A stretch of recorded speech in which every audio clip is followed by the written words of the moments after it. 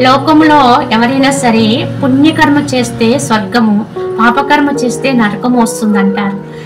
కావున ఇది అందరికీ కూడా వర్తిస్తుంది. అయితే పుణ్యకర్మ అంటే ఏమిటో తెలుసుకోవాలి. కేవలము పుణ్యకర్మ అనేది దైవకర్మ, అలాగే ఈ తీర్థయాత్రలు ఇటువంటివే కాకుండా పుణ్యకర్మ అంటే సత్కర్మాచరణ, అలాగే సర్వ హితకర్మ అంటే లోకములో ఉండేటువంటి ఇతర ప్రాణులందరికీ కూడా వారిలో ఉన్న పరమాత్మని దర్శిస్తూ వారి వారి హితమును కోరి చేసే ఏ కర్మైనా పుణ్యకర్మే. అదే విధంగా వాటికి హానిని కలిగించే కర్మ ఏదైనా సరే పాపకర్మ అవుతుంది. ఈ రెండింటికి వాటి వాటి ఫలితాలను అనుభవించక తప్పదు.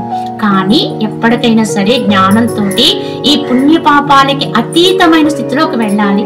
అదే ఆత్మస్థితి, ఆత్మధర్మం. కావున అటువంటి ఆత్మస్థితిలోకి వచ్చి అన్నీ చేస్తూ అంటే సత్కర్మాచరణ పుణ్యకర్మలన్నీ చేస్తూ కూడా ఏమీ చేయనటువంటి విధానములు అంటే అసంగత్వం అనేది అలవర్చుకుని ఎవరైతే చేయగలుగుతారో వారు ఈ పుణ్య పాపాలకు అతీతులుగా మారగలుగుతారు. వారికే మోక్షం అని చెప్పి మనకి మహనీయులు చెప్పేటువంటి విధానం ఈ విధంగానే ఉంటుంది. హరి ఓం తస్సత్.